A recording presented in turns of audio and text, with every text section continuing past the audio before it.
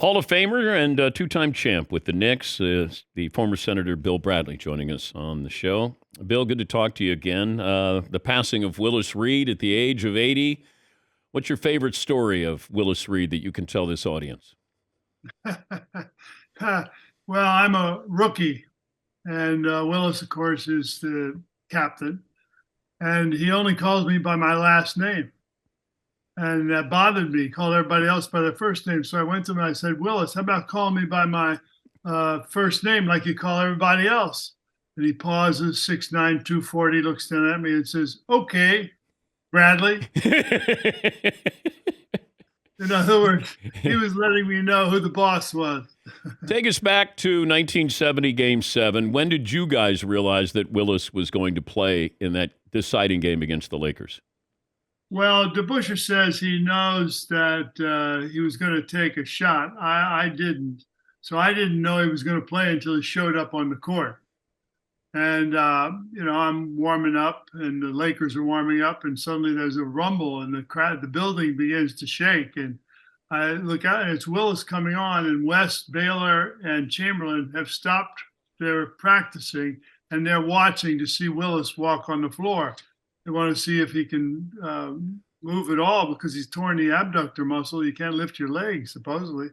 And then we get the game begins. The first two times down, as it has it, Wilt stays under the basket and doesn't come out. Willis has an open 16-foot shot. He hits both of them. After that, the game's over. I mean, Clyde has one of the great, I think the best seventh game in the history of the NBA. He scores like 36 points, 19 assists. And I remember I introduced him one day and I said, and Clyde Frazier scored 36 points, 19 assists.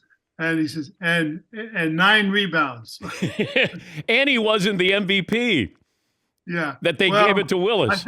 I think that the MVP goes to the man with the courage and the total put his career on the line for his team. That doesn't happen often in sports, but it happened that day in that circumstance. Did you guys design plays? Did Red Holtzman design plays for Willis the first two times down against Wilt Chamberlain? No, it was just the fact that if Wilt had come out, it would have been a contested shot. But Wilt didn't really come out. Can you describe what it was like to play against Wilt Chamberlain? Well, he was an incredibly imposing physical specimen. I mean, I as a forward would often reach back and try to knock the ball out of the hand of the center, right? So when I reached back to try to knock it out of Wilt's hand, it was like hitting a brick wall. And at one point, I even injured my shoulder trying to do it. But he was a tremendous player. But to my mind, I'd pick Russell over Chamberlain. That's the old contest. But Wilt seemed to think that the answer to everything was a stat, and I don't think that's what basketball is all about. What was it like to play against Russell? He's the smartest player I ever played against. He got the best out of his teammates, and he turned defense into offense. And he was, somebody who really knew what was going through the mind of a player. For example, once I hit like 3 in a row on Satch Sanders, who's guarding me. We get to a foul, and Russell's on one side of the foul line, I'm on the other, and Satch is next to me. And he looks at Satch, then he looks at me, and he says, "Come on, Satch, you can let that guy do it." No, I mean, I thought about that for a while. Russell's getting into your head. Which is what he wanted me to do. No respect. Your Princeton Tigers in the Sweet 16. First of all, take us back. Was it the third place? Was it a consolation game when you scored 58? Yeah, that was the third place game. What do you remember about that? I remember that my teammates and my coach said, "Shoot the damn ball." Why? Well, it was my last game. and they knew that I'd passed it a lot, passed to them and so forth. And they said, shoot it. And so I did. And didn't have a bad night. But it's a third place game. So where you? Yeah, it's a third place game. They don't do those anymore. What I thought about, of course, was that we lost the night before, which is what I'd want to be playing in the finals, not in the consolation. This Princeton Tiger team competing in, what is the landscape of college basketball with NIL and, big time money here. How surprised are you Princeton is here in the Sweet 16, given what college basketball is now? I'm very pleased. It shows that the dedication to the craft is paying off. In other words, they know the fundamentals and they play unselfishly. They box out. They hit the open shot. They play good defense. And I'm glad to see Mitch has got them at a point where they believe in themselves. And it couldn't be coming at a better time because Creighton won't be easy. No further game will be easy. Not that the past were easy either. But they rose to the occasion. They showed real character, in my view. When you were senator, did you have basketball games that you guys would play? Like congressmen, senators, any of that? They had a gym in the House, not in the Senate. And I went over to play basketball, I think, 3 times in 18 years. And each of the times was because I wanted somebody's vote that I knew. Okay, did you let them beat you to get their vote? No. I don't remember what happened. I have no recollection. Yeah, I'll bet. When you got to the NBA, did you guys have to buy your own shoes? Yeah, I bought my own shoes. I sent them to St. Louis, Missouri, to my mother's college roommate, who's a chiropodist, who put big arches in them. I bought Converse All-Stars, sent to St. Louis, put the big arches in, returned to me. Yeah. Why didn't guys get sprained ankles back then, Bill, wearing the Converse All-Stars? Well, some people did get sprained ankles. But, the Converse All-Stars weren't terrible shoes at all. Yeah, but they didn't have any support there. I wore those high-top Converse. Was that why you didn't make it in the pros? Yeah, I didn't make it in college, Bill. I had a better chance of being a senator, I think, than playing college basketball. What do you think about your Knicks today? I like the way they're playing. I hope that they, make it into the playoffs and go have a great playoff. Do you have any memorabilia left from your Knicks days winning the championships? You keep? Oh, yeah. I got a lot of memorabilia. What do you got? Uniforms, warm-ups, rings. Although I misplaced one of my championship rings. So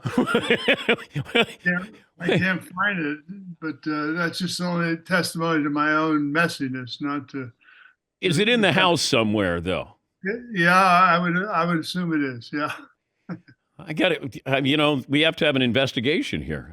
Well, you don't seem too unnerved. By the way, I have about 27 pairs of my old Converse. If you're interested, I would love to have a pair. Could I put a pair in the man cave? Yeah, by all means. Okay, as long as you autograph them. Okay. All right, I'll put you on hold. Can we do that? And I'll give you the address. Can I do that? Yeah. Before you go, let me just show you this picture here. Okay. That's a picture of me jumping in Willis's arms. That was 73. 73 championship, right there. Was that more special than 70? Well, 70 was the mountaintop. 73 was, I had more fun playing that year than any year that I played basketball. The team was great. Earl arrived. Jerry Lucas arrived. Willis was still there. Barnett still had some moves. So that was, to me, the most enjoyable year. 70 was a championship. It was great. But, there were a lot of tension. It hadn't been there before. But now we knew what it was, and we knew how we could get there. And we went out and did it. More interesting to watch Earl the Pearl Monroe or Clyde? they're different players, and they bring different things to the game. Earl's virtuosity was improvisation, and Clyde's strength was fundamental basketball with great quickness with his hands, and particularly on steals, and a willingness to. He played at a pace that seemed slightly slow, but wasn't. It was like Oscar Robertson, played at a pace that he paced it the way he wanted to pace it, and he got the shot he wanted, which was really important. Yeah, Kawhi Leonard does that. Luka Doncic, they almost slow the game to the pace that they want to play. It's like everybody else is playing, rock and roll, and they're playing jazz when they're out there. I think to a certain extent that's true. But a lot of times we did this without the ball, without the player having the ball. The ball was moving. It wasn't me holding the ball, but the ball was going from one player to another, but we weren't rushing the pass. How good a player was Phil Jackson? Phil was a good player. He was, he was on our '73 championship team. He was the backup forward, and he had a great hook shot, and he was a competitor. People say, well, did you see Phil Jackson's coaching future as a player? The answer is yes. He was, a student of the game, unselfish, studied opponents and his teammates, was dedicated to defense, which means positioning. And I could easily see how he would become a great coach. When's the last time you shot a basketball? Oh, God. So about before the pandemic. Okay. Like 2019. Don't you miss that feeling? Just taking a couple of jumpers and just hearing the net? Jumpers, I don't know about. Okay. But, set shot. Shooting, yeah. I miss it. And, sometimes, at least until the pandemic, I would go down alone in a court and just shoot. And I'd go through the usual routine. I no longer hit 15 in a row from 5 spots, but I'd say if I hit, 10 out of 13, I'd be satisfied at 15 feet. Yeah, I love doing it. I love solo. I like just going out. There's something about just sort of going into a vacuum and just shooting hoops and letting everything else fall to the wayside. That's very true. There's a rhythm to the bouncing of the ball, the movement of the arms, the follow through. And then when you are rewarded with that magic sound, swoosh. I know. No better sound. No, except for a golf ball going in the hole. That one's up there too, but I wouldn't know about that. Thanks again. I know, obviously, mixed emotions here with Princeton and Willis, but it's great to talk to you. It really is mixed emotions. When I heard about, I was actually walking through Central Park yesterday morning, and I got a call from Gail, Willis's wife. And when she told me he had passed, I sat down on a rock and cried, literally. And he was a man of great dignity and strength and tremendous friend to me for many years. I'll miss him. You rarely heard a bad word about him. I mean, and even if you did. Unless your name was Rudy LaRusso. Oh, that former San Francisco Warrior? Yeah, that's the guy he knocked out in a melee. But Rudy probably had it coming to him, Bill. I don't know. Knowing Bill, knowing Rudy, I mean, he was an instigator, though, wasn't he? Well, he went to Dartmouth. What do you expect? He couldn't get into Princeton, right? I don't know. Yeah. Thanks again for joining us. And I look forward to getting a pair of those Converse. Thank you, Bill. That's the former Senator Bill Bradley, Hall of Famer, won a couple of championships with the Knicks. You go back, Player of the Year, 1965, led Princeton to the Final Four. And was a very good NBA player.